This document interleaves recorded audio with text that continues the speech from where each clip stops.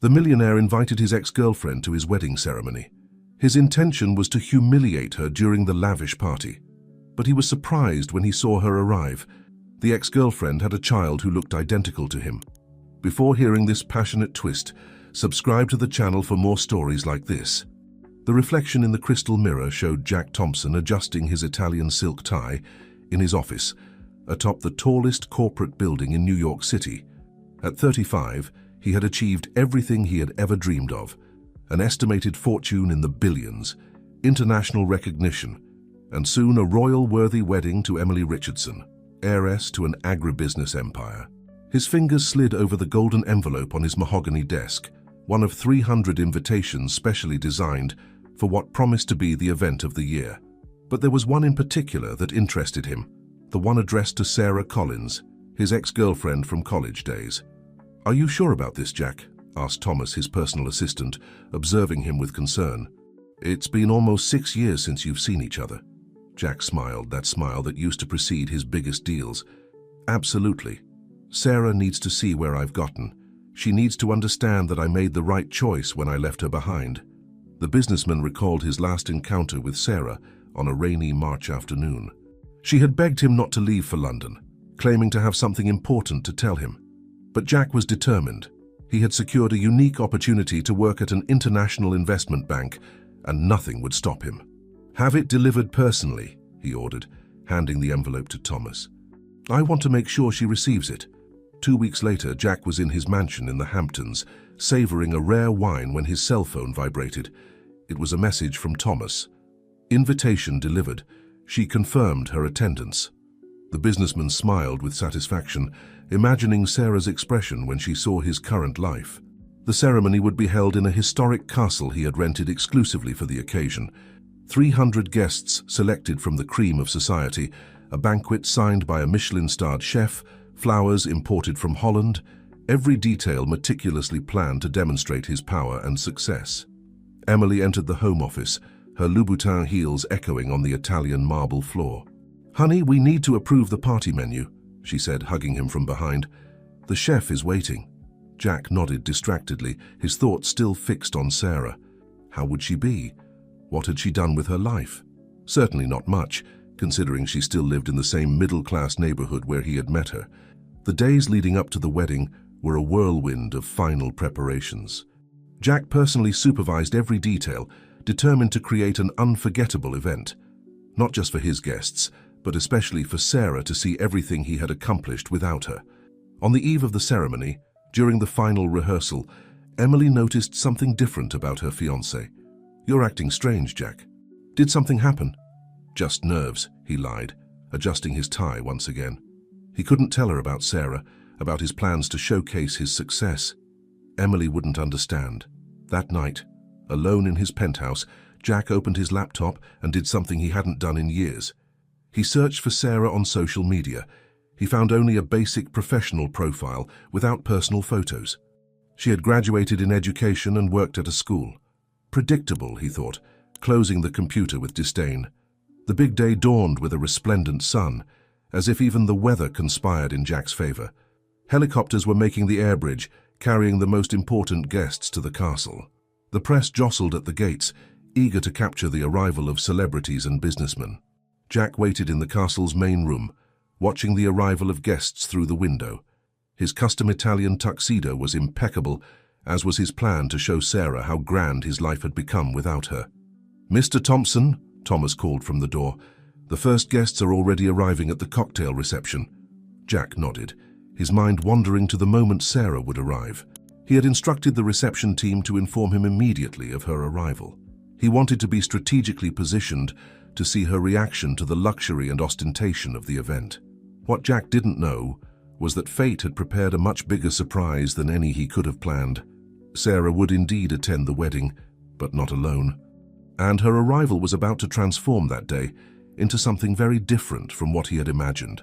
As he adjusted his diamond cufflinks, Jack couldn't imagine that in a few hours his life would change completely. The meticulously crafted plan to humiliate his ex-girlfriend was about to turn into a lesson he would never forget. The orchestra began to play in the garden, signaling the start of the festivities. Jack took a deep breath, rehearsed his best smile, and prepared to make his triumphant entrance. The show was about to begin, but the real spectacle would be very different from what he had planned. The cocktail reception preceding the ceremony was in full swing in the castle gardens. Waiters circulated with glasses of Dom Pérignon champagne, while the chamber orchestra performed classical compositions. Jack mingled among the guests with his characteristic, calculated smile, though his eyes constantly scanned the main entrance. "Mr. Thompson," Thomas whispered in his ear during a brief pause between greetings. "She just arrived." Jack's heart instantly accelerated.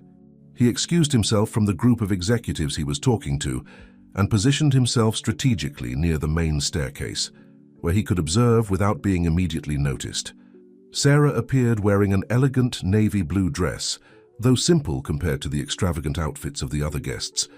Her brown hair was still long as he remembered, though now it framed a more mature face. But it wasn't her appearance that made Jack freeze in place. It was the small hand she was holding. Beside her, a boy of about 5 years old looked in wonder at the sumptuous decoration. His green eyes, identical to Jack's, shone with the same intensity that his had when he was a child. The slightly wavy black hair, the shape of his face, even the way he furrowed his brow in curiosity. It was like looking at a photo of his own childhood. "Mom, look at all the flowers," exclaimed the little one, pointing to the cascades of orchids decorating the columns. Jack felt the air escape from his lungs. His legs weakened and he needed to lean against one of the marble columns. The pieces of the puzzle began to fit together in his mind. Sarah's insistence that he not travel to London, the frustrated attempts at contact in the first months after his departure, the time that had passed. "Mr. Thompson, are you all right?" asked Thomas, noticing his paleness. Jack didn't respond. His eyes were fixed on the scene unfolding. Sarah bent down to adjust the boy's bow tie, a gesture so maternal and at the same time so painfully familiar. How many moments like this had he missed? Emily approached, radiant in her wedding dress, during what should have been just a quick appearance before the ceremony. "Honey, I came to take a peek at the decoration," and she stopped upon noticing her fiancé's disturbed expression. "Jack? What's wrong?" But he barely heard her. Sarah had just spotted Jack and their gazes crossed for the first time in 6 years. There was no anger in her eyes, as he expected, only a serenity that disconcerted him even more. "Who is that boy?" asked Emily, following her fiancé's fixed gaze. Before Jack could answer, the little one tripped on one of the steps of the staircase. Instinctively, Jack moved in his direction, but Sarah was quicker, supporting her son. "Careful, Ethan," she said sweetly, and the name hit Jack like a punch to the stomach. Ethan, the same name as his grandfather, the one who had raised him, and for whom he had always had deep admiration. Emily observed the scene with growing suspicion. "Jack, do you know that woman?" The question hung in the air when Ethan, already recovered from the near fall, looked directly at Jack. The boy's innocent smile, so similar to his own, made his heart tighten. "Mom, who is that man?" The childish voice echoed through the hall, attracting curious glances from nearby guests. Sarah hesitated for a moment before answering, her voice calm but firm. "He's the groom, Ethan, the owner of the party." Jack took a step forward, then another, as if an invisible force pulled him towards the two. His plans for humiliation and revenge had dissolved the instant he saw that small reflection of himself. "Sarah." His voice came out hoarse, almost a whisper. "Hello, Jack," she responded with a dignity that completely disarmed him. "Congratulations on the wedding." Emily, realizing something was wrong, positioned herself next to her fiancé, her wedding dress brushing the marble floor. "Jack, aren't you going to introduce me?" The murmur of the guests decreased, as if everyone sensed they were about to witness something extraordinary. The orchestra continued playing, but it seemed distant, like a surreal soundtrack for the moment unfolding. Ethan, oblivious to the growing tension, let go of Sarah's hand and took a few steps towards Jack, his green eyes fixed on the identical ones of the businessman. "Your castle is very beautiful," he said with the simplicity characteristic of children. Jack felt tears form in his eyes for the first time in years. All his empire, all his success, all the wealth he had accumulated, none of it seemed to have any meaning in the face of that small being who carried his blood. The dream wedding he had meticulously planned was about to turn into something completely different. And for the first time in his adult life, Jack Thompson had no control over the situation, nor did he want to have. The main hall of the castle seemed to spin around Jack as he watched Ethan approach. Emily, realizing something was terribly wrong, gripped his arm tightly. "Jack, I'm waiting for an explanation," she whispered through clenched teeth, maintaining her perfectly rehearsed social smile. Thomas, always attentive, began discreetly ushering the closest guests towards the garden where the cocktail reception continued. The orchestra's music providentially increased in volume, creating a sound curtain for the scene unfolding. "How you have the same eyes as me," exclaimed Ethan with the honesty characteristic of children, now standing directly in front of Jack. Emily let out a muffled exclamation, finally connecting the dots.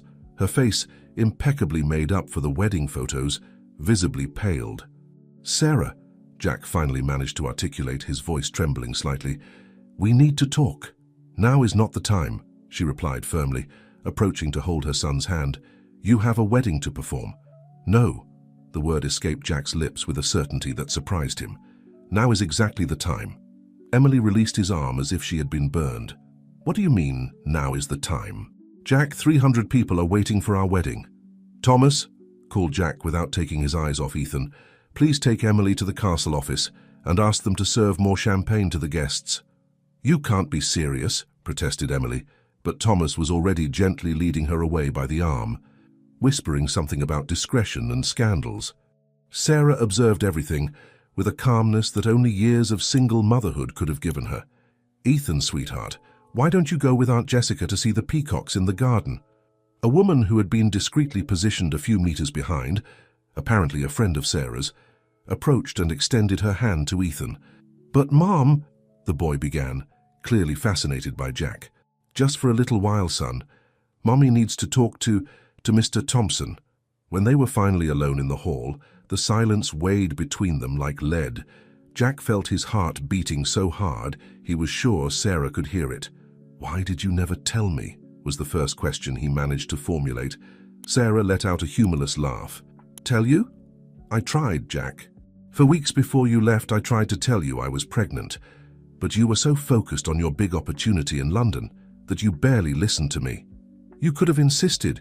You could have begged more, humiliated myself more," she interrupted, and for the first time her composure cracked slightly. "You made it very clear that your career was more important than anything we had." Jack ran his hands through his hair, messing up the perfectly styled hairdo for the wedding photos. Memories of those last days before his departure flooded his mind. Sarah trying to talk, him always busy with meetings, documents, preparations. "After you left," she continued, her voice softer now, "I tried to contact you, calls, emails, messages. You changed all your contacts. Your assistant at the time said you were too busy to answer. I didn't know. I never imagined." "Of course you didn't imagine, Jack. You were too busy building your empire to imagine that you had left behind much more than a college girlfriend." The words hit him like precise arrows. Every decision he had made, every step he had climbed in his ascent to success, now seemed empty and meaningless in the face of the revelation that he was a father. "Ethan," he pronounced the name as if testing its flavor. "Does he know about me?" Sarah shook her head. "He knows he has a father, but he doesn't know who it is. I never wanted to lie to him, but I also didn't want him to grow up feeling abandoned." "I need to fix this," Jack declared, a new determination arising in his voice. "I need to be part of his life." "And how do you intend to do that? By marrying another woman? Continuing your life as if nothing had happened?" The mention of the wedding made Jack look towards the door through which Emily had left. The wedding of his dreams, the event of the year, all of that now seemed to belong to another life, a life that was no longer his. "No," he answered firmly, "I'm going to do the right thing. For the first time in a long time, I'm going to do the right thing." The growing murmur coming from the gardens indicated that the guests were beginning to get restless. The scheduled time for the ceremony was approaching, and the groom's prolonged absence did not go unnoticed. Jack, however, remained motionless, his eyes fixed on the window overlooking the garden, where he could see Ethan playing near the peacocks. "He likes animals," Sarah commented softly, following his gaze. "He wants to be a veterinarian when he grows up." Jack felt his heart tighten. How many dreams, how many little discoveries of his son had he missed? "How is he in school?" he asked, thirsty for information about the boy. "Intelligent, curious, and stubborn," Sarah smiled slightly. Just like you at his age. Thomas reappeared in the hall, his normally impassive expression now clearly worried. Mr. Thompson, Miss Emily is demanding your presence. And the guests are starting to ask questions. Jack straightened his shoulders, making a decision that would forever change the course of several lives. Gather the groomsmen, Emily's parents, and my parents in the library. Now. As Thomas left to carry out his orders, Jack turned to Sarah. Can you stay with Ethan a little longer? I need to resolve this. Sarah nodded, an indecipherable expression on her face. We didn't come here to cause problems, Jack. If you want, we can leave. No, he replied quickly, almost desperately. Please, stay. I need to fix a lot of things. The castle library, with its mahogany bookcases reaching to the ceiling and crystal chandeliers, soon filled with the most important people of the ceremony. Emily sat rigidly in a velvet armchair, her parents standing by her side like guardians. Jack's parents, Robert and Grace Thompson, exchanged worried glances. Son, what's going on? Asked Grace, noticing Jack's disturbed expression. Jack took a deep breath, facing each person present in the room. The wedding is cancelled. The chaos was instantaneous. Emily stood up in a jump, her wedding dress rustling. Have you gone mad? She shouted. You can't cancel a $3 million wedding just like that. I can and I will, he replied with a calmness he didn't feel. I just discovered that I have a son. The silence that followed was deafening. Grace brought her hands to her mouth, her eyes wide. Robert, always so controlled, let himself fall heavily into a nearby chair. Son? Stammered Emily's mother. What do you mean? Sarah, my ex-girlfriend from college, is here with our son. Ethan is 5 years old and I never knew of his existence until today. And you're going to believe it just like that? Without question? Emily's father challenged, his face red with anger. This is obviously a gold digger wanting your money. Just look at the boy, Jack replied, his voice carrying an emotion that surprised everyone. He's my exact copy. Besides, I know Sarah. She was never interested in money. Emily, who had remained silent after the initial shock, let out a hysterical laugh. So that's it. 6 years of relationship thrown away because of an ex who shows up out of nowhere with a supposed child. Jack began, but she interrupted him. No, don't you dare call me M now. Do you have any idea what an embarrassment this will be? The magazines, the newspaper? Thomas is already preparing a statement, Jack intervened. We'll say the cancellation was for personal reasons and ask for privacy. Privacy? Emily's father exploded. You'll be lucky if you're not sued for all the damages and emotional distress. I'll pay all the wedding costs, Jack declared, and I'll financially compensate everyone involved. But I can't go through with this, not now. Grace approached her son, gently touching his arm. Where is he? Where is my grandson? The word grandson seemed to awaken something in everyone present. The reality of the situation was beginning to settle in. It wasn't just a wedding being cancelled, it was a family being rediscovered. In the gardens, Jack replied. And Mom, he's amazing. Emily abruptly stood up, tearing the veil from her head. Great. You all stay with your new happy family. I'm leaving here. Her parents followed her out of the library, shooting furious glances at Jack. Thomas entered soon after, his tablet in hand. Sir, how do you want us to proceed with the guests? Jack looked at his parents, who were still trying to process the news, and then at the library window, where he could see Sarah and Ethan walking among the flowers in the garden. Tell the truth, he answered. Say that I discovered something that changed my life forever, and that I cannot proceed with the wedding being dishonest with myself and everyone involved. The news of the wedding cancellation spread through the castle like wildfire. The guests, between expressions of shock and poorly disguised curiosity, began to disperse, while Thomas's team discreetly coordinated the logistics of ending the event. Jack now found himself in the back garden, observing from afar as his parents met Ethan. Grace was kneeling on the grass, not caring about her party dress, while her grandson enthusiastically showed her a peacock feather he had found. He has your smile, Robert commented, standing next to his son, and the same curious eyes you had as a child. Dad, Jack hesitated, his voice choked. How could I have lost so much time? Robert put his hand on his son's shoulder. The important thing is what you're going to do from now on. Sarah observed the scene from a safe distance, her emotions carefully guarded behind a neutral expression. When Jack approached her, He noticed that her hands were trembling slightly. "Your parents were always good people," she commented softly. "Ethan deserves to know them." "Sarah," Jack began, carefully choosing his words, "I know I have no right to ask this, but can I be part of his life?" She studied him for a long moment before answering. "It won't be simple, Jack. Ethan has an established routine, a structured life. I can't allow him to get hurt." "I completely understand," he replied quickly. "We can do this at whatever pace you think is best. Just don't keep me away from him, please." Before Sarah could respond, Ethan came running towards them, his eyes shining with excitement. "Mom! Mom! Grandma Grace said she has a dog named Max. Can I see him someday?" Sarah shot a questioning look at Jack, who explained, "It's a golden retriever I adopted 2 years ago. He lives at my parents' house because my apartment doesn't allow pets." "Max is a cool name," exclaimed Ethan. "Did you know that in Norse mythology, Thor was the god of thunder?" Jack couldn't contain a smile of pride. "You like mythology?" "He devours every book he finds," Sarah explained, running her hand through her son's hair. "Especially about animals and ancient stories." Grace approached the group, her eyes still misty with emotion. "Sarah, dear, I know it's very sudden, but we'd like to invite you for lunch at our house tomorrow. Something simple, just family." Sarah hesitated, looking at Ethan, who was practically jumping with excitement at the possibility of meeting Max. "I don't know if it would be appropriate, considering the circumstances." "Please, Mom," Ethan begged, "I want to meet Max." Jack observed the interaction, his heart tight. It was strange and wonderful at the same time to see his son, interacting with his parents as if he had known them for years.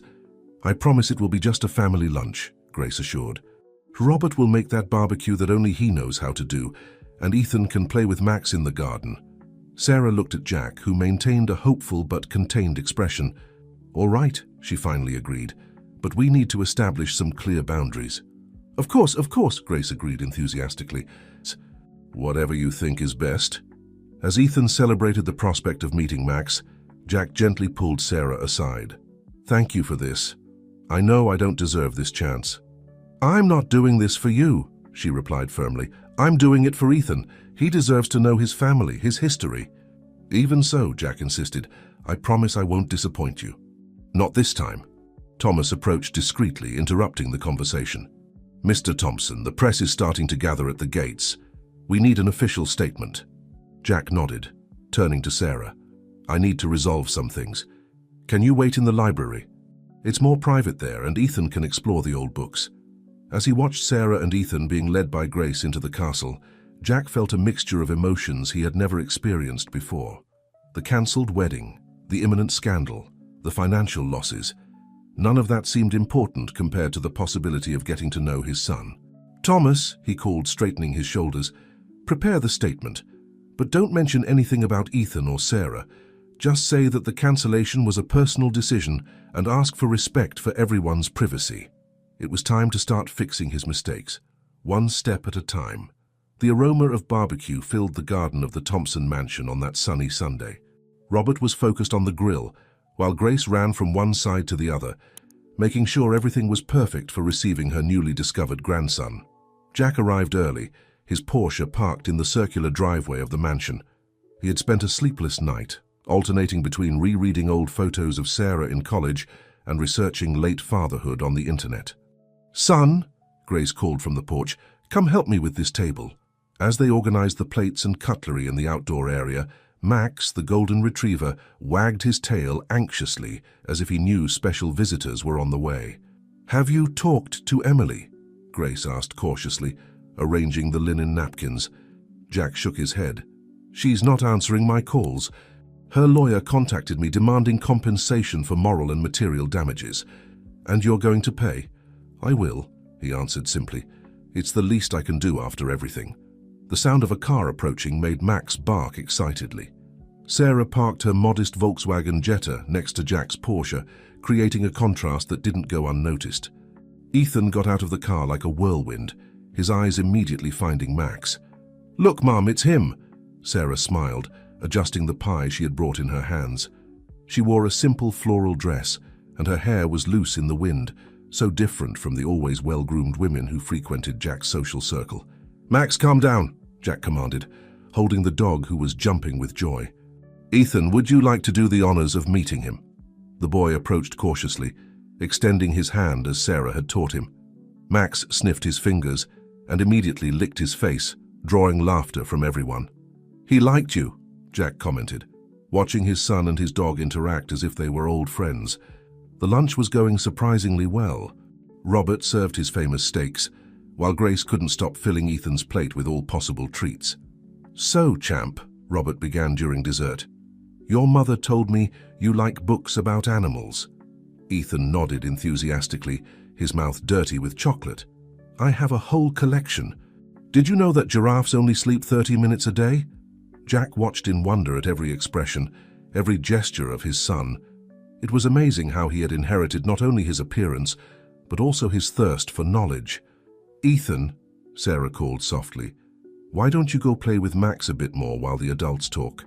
As soon as the boy moved away with the dog, the atmosphere became more serious. Grace served coffee for everyone, while Jack gathered courage for the conversation they needed to have. "Sarah," he began, "I want to be part of his life. Officially, I want to register him, contribute financially, be present." "Jack," she interrupted, "it's not that simple. Ethan has an established life. He attends a public school near home, has his friends, his routine. We can enroll him in the best school in the city," he suggested quickly.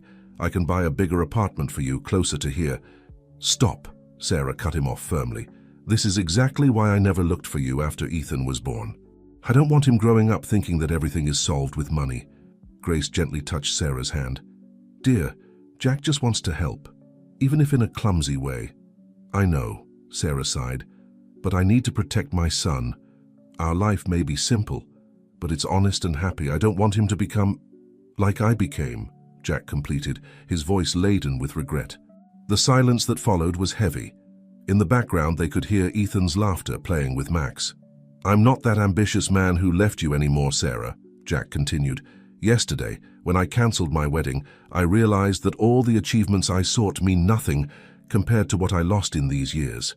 Sarah studied his face for a long moment. "Prove it," she finally said. "Prove that you've changed, not with money or expensive gifts, but with time, dedication, and respect for the boundaries we establish." Jack nodded solemnly. "That's all I ask. A chance to prove that I can be the father Ethan deserves." Robert cleared his throat, emotional. "And we want to be the grandparents he deserves too." The sound of something breaking, followed by a startled bark, interrupted the conversation. They all quickly stood up, running towards the noise. Running towards the sound, they found Ethan sitting on the garden floor with Max by his side, near a broken Chinese vase from Grace's collection. The boy had teary eyes, more from fright than pain. "Ethan!" exclaimed Sarah, running to her son, but before she reached him, Jack was already there, kneeling beside the boy. "Are you okay, champ?" I'm sorry," Ethan stammered, looking scared at the shards of the vase. "We were playing and I bumped into—" "Don't worry about the vase," Grace quickly interrupted. "The important thing is to know if you're hurt." Jack carefully examined his son's arms and legs, finding only a small scratch on his knee. Without thinking twice, he took his silk handkerchief from his pocket and improvised a bandage. "Was that vase important?" asked Ethan, still worried. "Not as important as you," Jack replied firmly, surprising everyone, including himself, with the naturalness of his paternal response. Sarah observed the scene with a mixture of emotions. It was the first time she saw Jack truly acting as a father, putting Ethan's well-being above any material thing. "Let's clean that scratch properly," Grace suggested, taking her grandson's hand. "I have a first aid kit with Avengers Band-Aids. Do you like the Avengers?"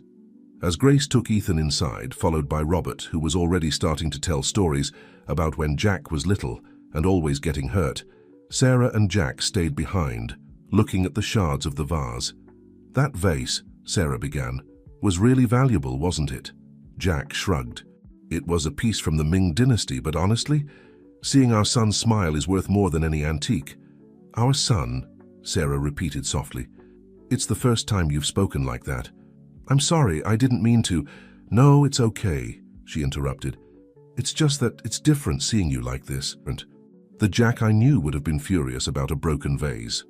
He ran his hand through his hair, a nervous gesture that Sarah remembered well from college days. The Jack you knew was an idiot obsessed with status and money. And this Jack now, she asked, starting to collect the shards. Is trying to be better, he answered, crouching down to help her. For Ethan. For you too, if you'll let me.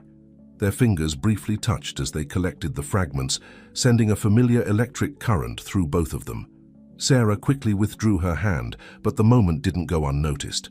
From inside the house, they could hear Ethan's laughter mixed with the animated voices of his grandparents.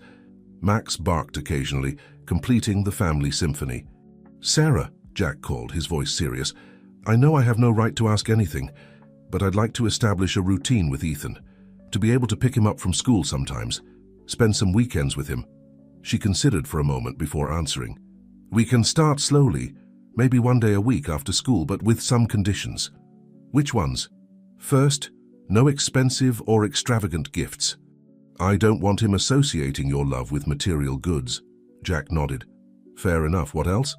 Second, I need you to be consistent. If you promise to be with him, follow through.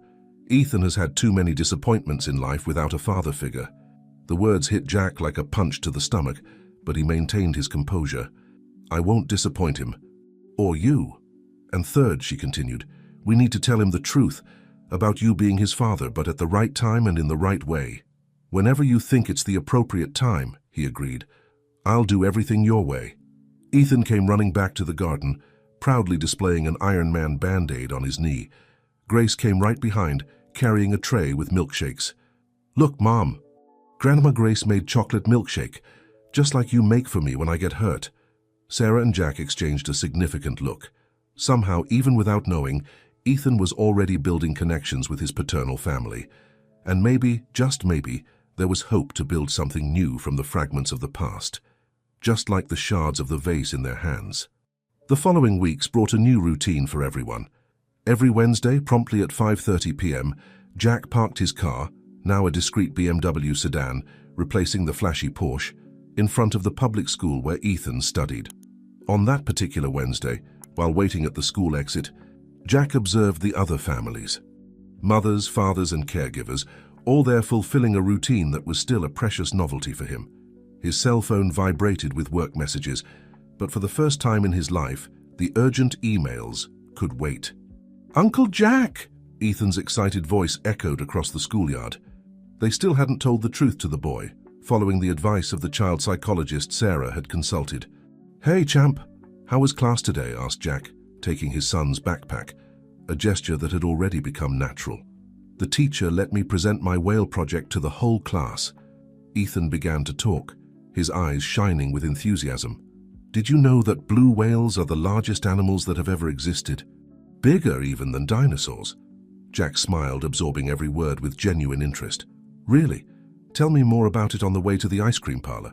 The neighborhood ice cream parlor had become their Wednesday ritual. It was a simple, family-friendly establishment, very different from the sophisticated places Jack used to frequent. But seeing Ethan's joy in choosing his favorite flavors was worth more than any starred restaurant. 2 scoops of chocolate with strawberry topping, Ethan ordered automatically, already knowing his order by heart.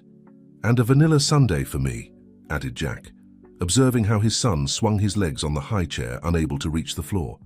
Uncle Jack, Ethan began, licking his spoon, why do you never bring Aunt Emily on our outings? The question caught Jack by surprise. It was the first time Ethan had mentioned his ex-fiancée. Well, sometimes people plan things that end up changing, you know? Like when I really wanted a hamster, but Mom explained that our apartment doesn't allow pets. Jack smiled at the innocent comparison. Something like that. Sometimes we think we want one thing, but we discover that what really matters is different from what we imagined. And what matters to you? Asked Ethan, his childish perspicacity sometimes frightening. Jack felt a lump in his throat. You matter, he answered sincerely. Your mother, my parents, spending time like this with you. Jack's cell phone vibrated again, this time with a message from Sarah. Don't forget that Ethan has swimming class at 7 p.m. today. Finished with the ice cream, champ? We need to go to your swimming class. On the way to the gym, Ethan talked about his plans to become a professional diver, to study the whales he so admired. Jack listened attentively, asking questions and nurturing that childish dream as he wished someone had done with his own dreams when he was a child. At the gym, Sarah was already waiting for them. She had just finished work at the school where she taught, still wearing her teacher's coat. "Mom!" Ethan ran to hug her. "I told Uncle Jack about the whales." "Really?" Sarah smiled, adjusting her son's hair. "And did you tell him about the A you got on the project?" Jack's eyes shone with pride. "An A? That deserves a special celebration this weekend." "Can we go to the aquarium?" asked Ethan, jumping with excitement. "Please, Mom." Sarah and Jack exchanged a knowing look. She nodded slightly, a small smile on her lips. "If your mother agrees," Jack replied, "we can all go together on Saturday." "All together?" Ethan's eyes widened with joy. "Yes, all together," Sarah confirmed, surprising even herself with the naturalness of the response. As Ethan ran to his swimming instructor, Jack and Sarah stayed behind, watching him walk away. "He's happy," Sarah commented softly. "Do you think it's time?" Jack asked, knowing she would understand the question. "To tell him?" Sarah sighed, thoughtful. "The psychologist said he's reacting well to your constant presence. Maybe after the aquarium trip." "No rush," Jack assured. "We'll do it your way at his pace." The sound of children's laughter echoed from the pool, where Ethan was already playing with his classmates. Jack and Sarah remained there, side by side, watching their son, a different family, still under construction, but each day more real. Saturday dawned sunny, perfect for the aquarium trip. Jack arrived early at the modest apartment building where Sarah and Ethan lived, parking his BMW next to much simpler cars. He looked at the package on the passenger seat, a book about marine life he had bought for Ethan, and smiled, remembering the promise not to give extravagant gifts. When he rang the doorbell, he heard Ethan's hurried footsteps on the other side of the door. "I'm coming, I'm coming!" the boy shouted excitedly. Sarah opened the door wearing jeans and a simple t-shirt, her hair tied in a casual ponytail. Jack felt his heart speed up slightly, remembering how she used to dress like this in college days. "Good morning," she greeted with a shy smile. "Come in, Ethan's almost ready." The apartment was small but cozy. Photos of Ethan at various ages decorated the walls, along with his drawings and school projects. Jack felt a pang of regret for all the memories he had missed. "Look, Uncle Jack," exclaimed Ethan, coming out of the bedroom wearing a t-shirt with dolphin prints. "Mom bought it for me yesterday." "Wow, it looks awesome," Jack praised, handing the package to Ethan. "I brought a little something for you." The boy's eyes lit up as he tore the paper and revealed the book. "Mom, look! It's just like the one I saw at the bookstore last week." Sarah gave Jack a grateful look.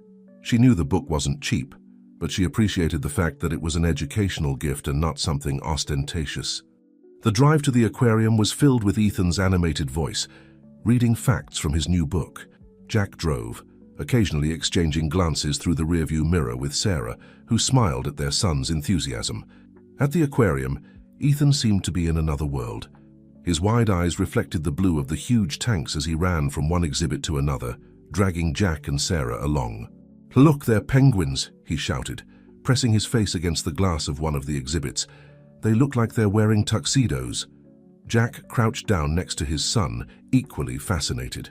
"Did you know that penguins choose a mate for life?" he commented, casting a quick glance at Sarah. She blushed slightly, averting her gaze to focus on the penguins. "Ethan, do you want me to take a picture of you with the penguins?" As Sarah positioned herself for the photo, Jack observed father and son side by side, so similar in their gestures and expressions. It was like looking at a mirror of the past and future simultaneously.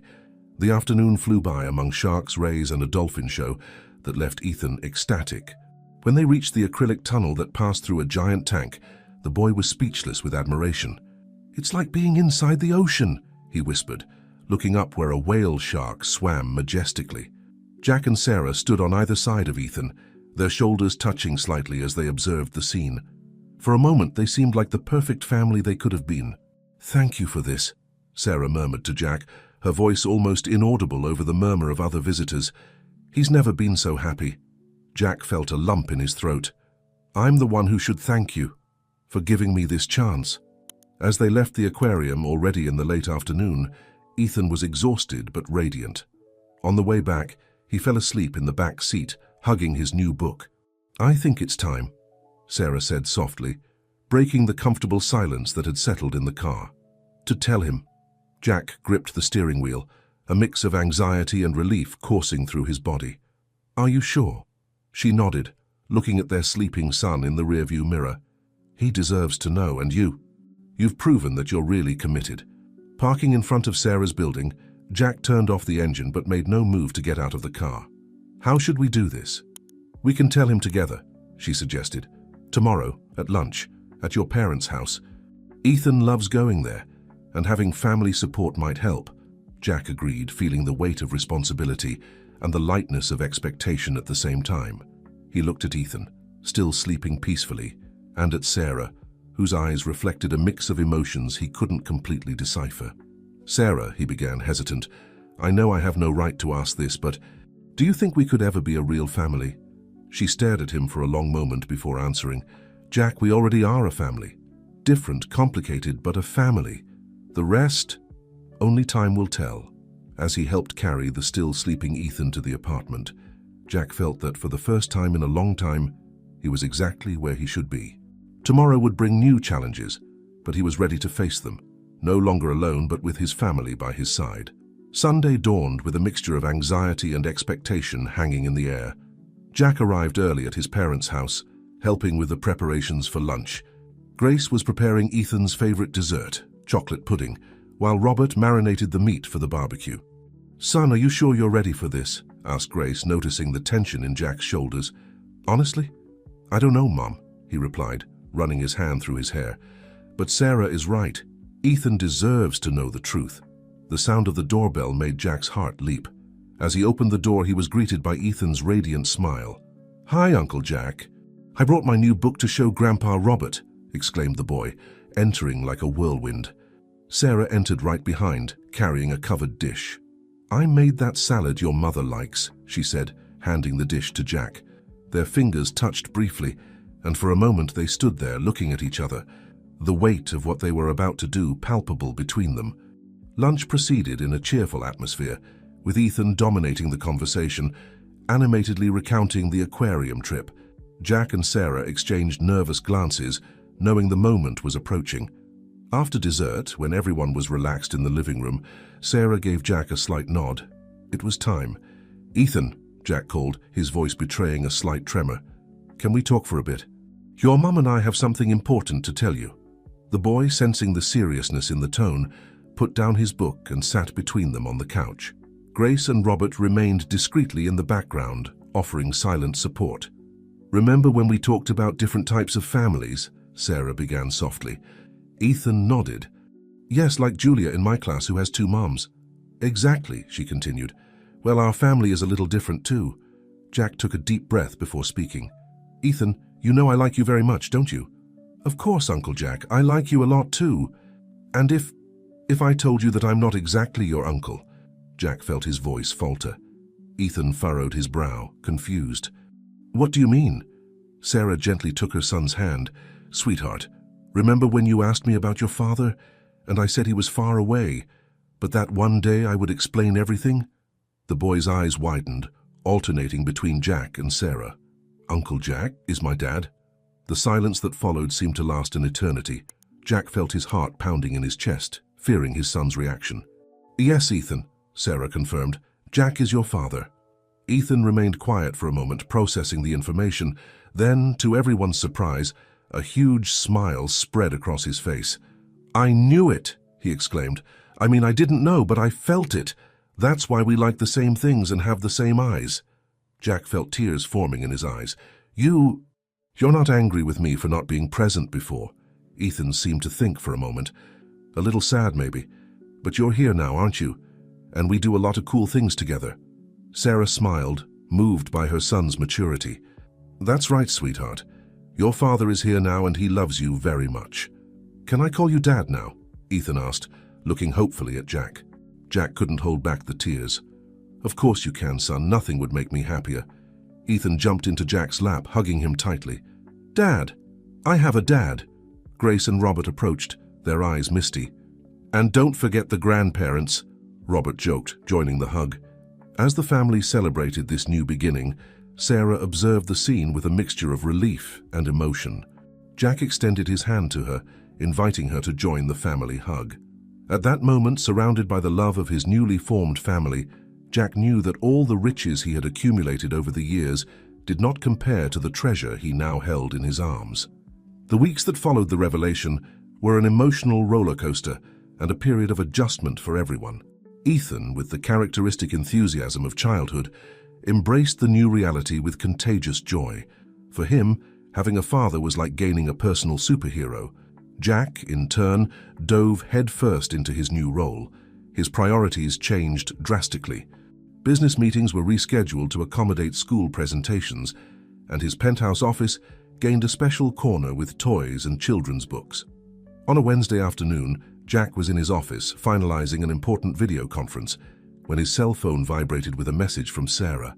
"Ethan has a fever. I need to pick him up from school, but I'm stuck in a teacher's meeting. Can you go?" Without hesitation, Jack apologized to the executives on the screen, abruptly ending the meeting. "Family emergency," he explained, already shutting down the computer. Arriving at the school, he found Ethan in the infirmary, pale and quiet, a sight that tightened his heart. "Dad," murmured the boy, extending his arms for a hug. Jack picked him up, feeling the heat of the fever. "It's okay, champ, let's go home." On the way, he stopped at a pharmacy to buy antipyretic and other medications that the school nurse had recommended. Arriving at Sarah's apartment, Jack found himself in a completely new situation, taking care of a sick child alone. With Ethan snuggled on the couch, Jack prepared a cold compress for his forehead and tried to make soup, following a recipe he found on the internet. Sarah arrived a few hours later, finding the kitchen in a chaotic state, but Ethan sleeping peacefully with Jack by his side, reading one of his favorite books in a low voice. "How is he?" she asked, worried. "The fever went down," Jack replied, his voice mixing relief and pride. "I managed to get him to eat some soup too." Sarah smiled, touched by Jack's dedication. "Thank you for taking care of him. I know you probably had important commitments." "Nothing is more important than our son," he interrupted softly. The hour hung in the air between them, laden with meaning. In the days that followed, as Ethan recovered, Jack practically moved into the apartment, sleeping on the couch to be nearby in case the boy needed anything during the night. This forced proximity brought to the surface feelings long buried between Jack and Sarah. Sharing simple meals in the small kitchen, taking turns caring for Ethan, they rediscovered an intimacy that went beyond co-parenting. One night after putting Ethan to bed, they stayed talking on the tiny apartment balcony, the city lights shining in the distance. "You know," Jack began, looking at the teacup in his hands, "taking care of Ethan these days made me realize how much I missed. Not just him growing up, but us." Sarah looked at him sideways, a mixture of caution and curiosity in her eyes. "Jack, no, please let me finish," he gently requested.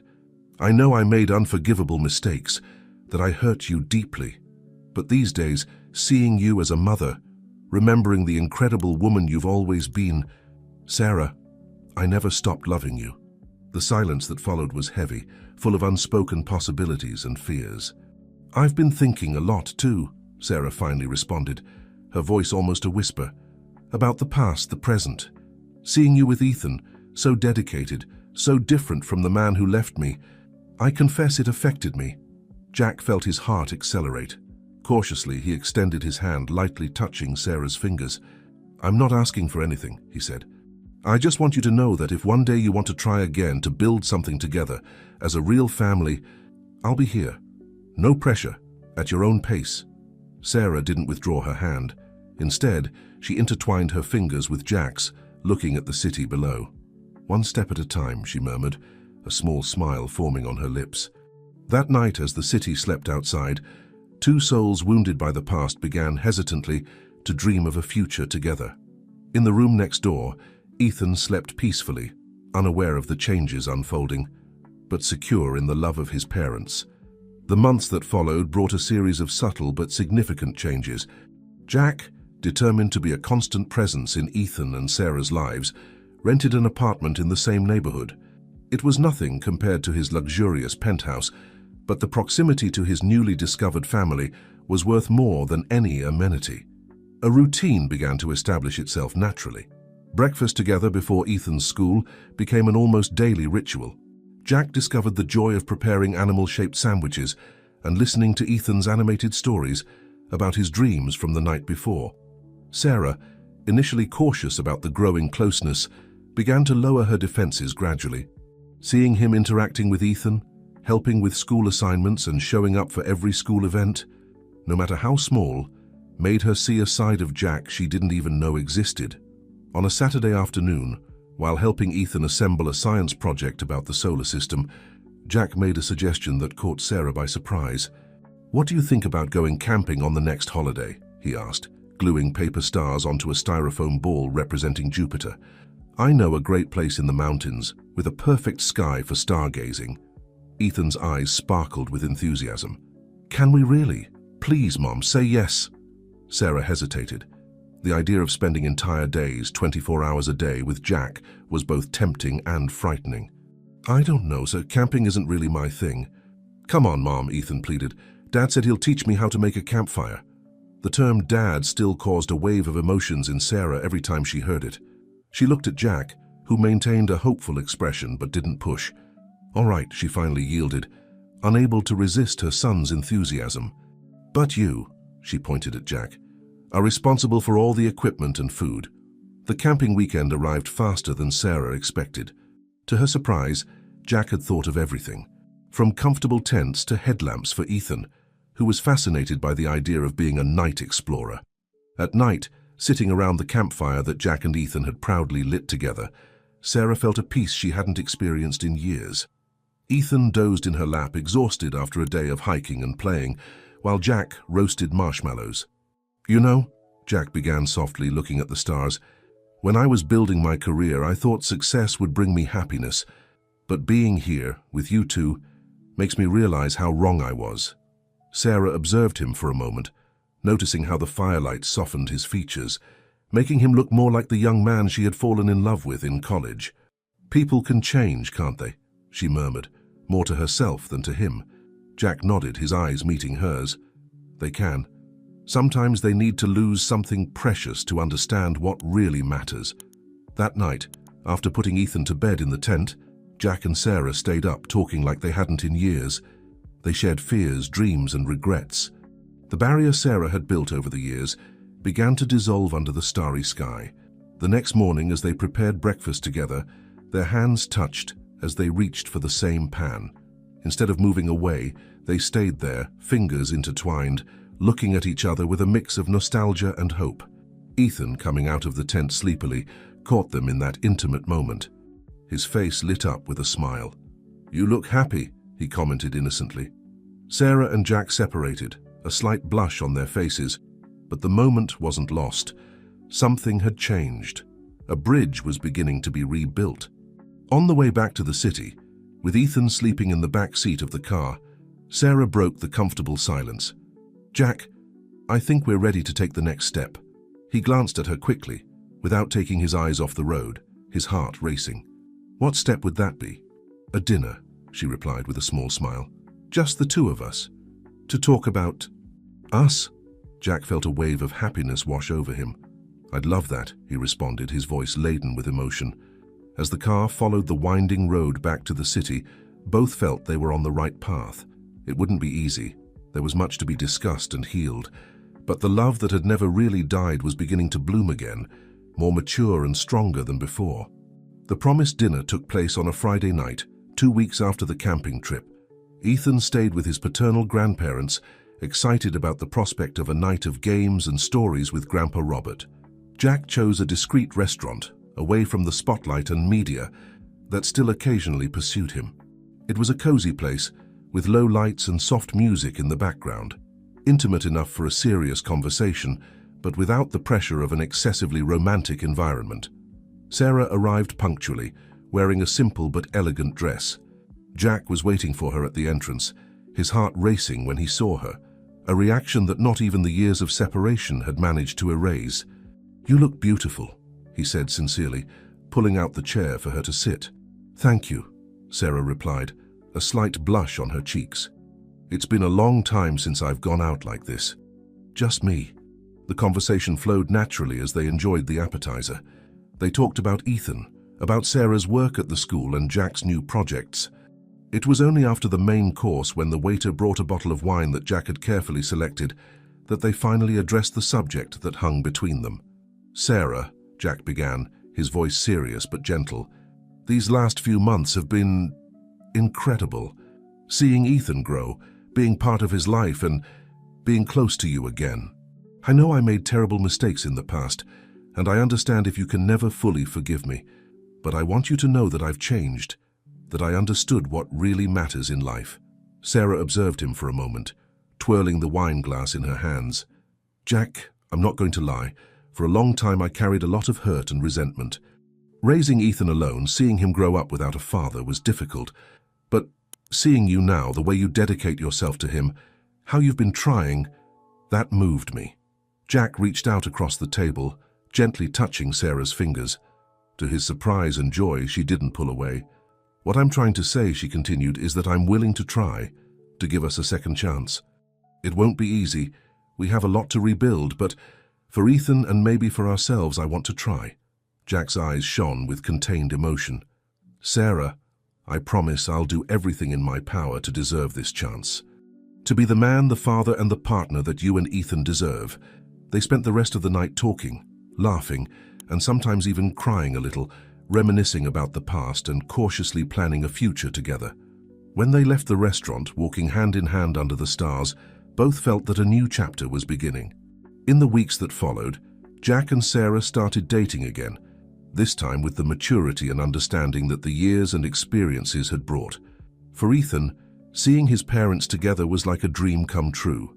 On a sunny Sunday, while having a picnic in the park, an activity that had become a family tradition, Jack surprised both Sarah and Ethan. "I have an idea," he announced as Ethan played with Max, who now accompanied them on all outings. "What do you think about all of us living together?" Ethan almost dropped his sandwich with excitement. "Really? Like a real family?" Sarah looked at Jack, a mixture of surprise and caution in her eyes. "Are you sure?" "It's a big step." Jack nodded, holding her hand. "I am. I don't want to miss any more moments with you.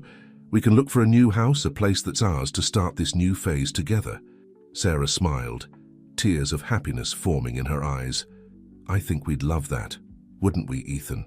The boy responded by jumping for joy and hugging them both. Max barked excitedly, as if understanding the importance of the moment. There, under the midday sun, surrounded by Ethan's laughter and Max's affection, Jack and Sarah sealed their commitment with a tender kiss. It was more than a new beginning. It was the promise of a bright future, built on the foundations of love, forgiveness, and the family they had always been destined to be. 2 years passed since that picnic in the park, where Jack proposed they live together. The life of the Thompson family had transformed completely, in ways none of them could have predicted.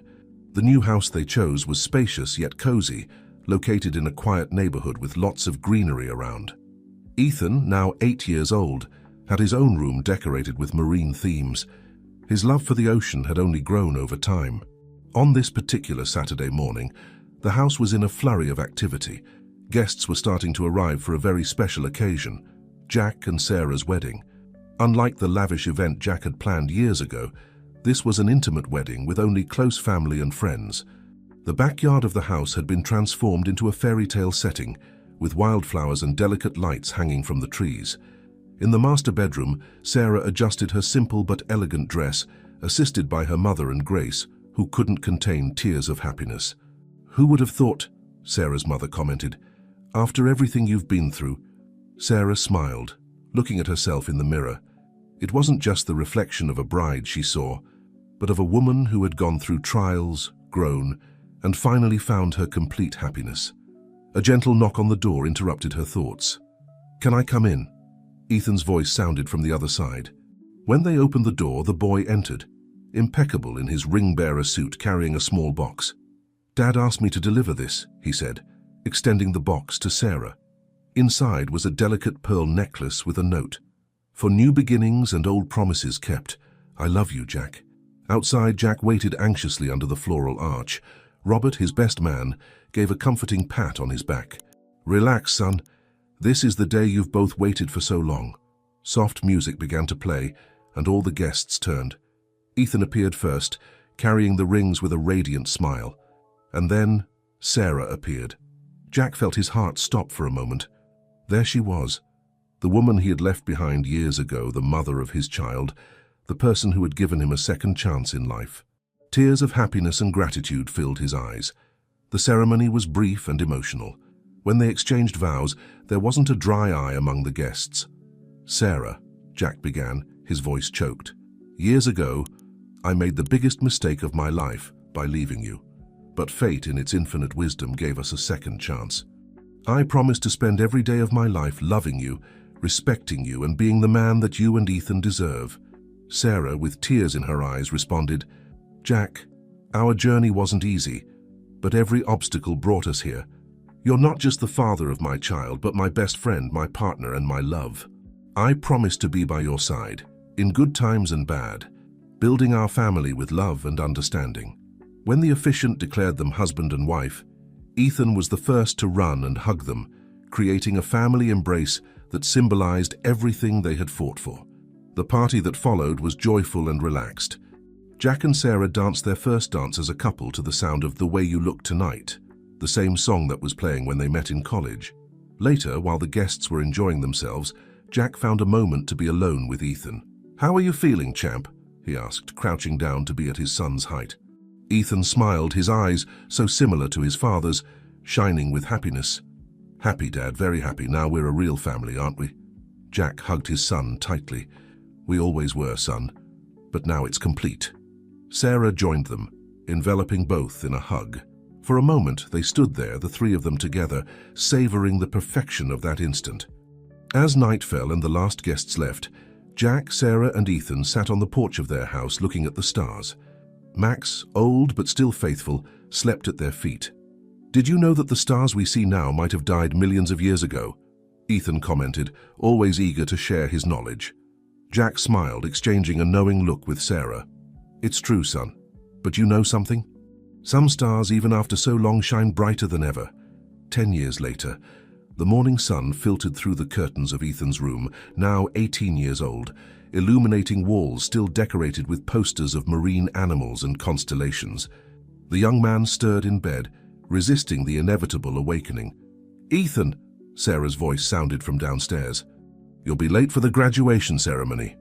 With a groan, Ethan finally got up, running his hand through his dark hair, so similar to Jack's. He looked at himself in the mirror, adjusting his school uniform tie for the last time. In the kitchen, he found a familiar and comforting scene.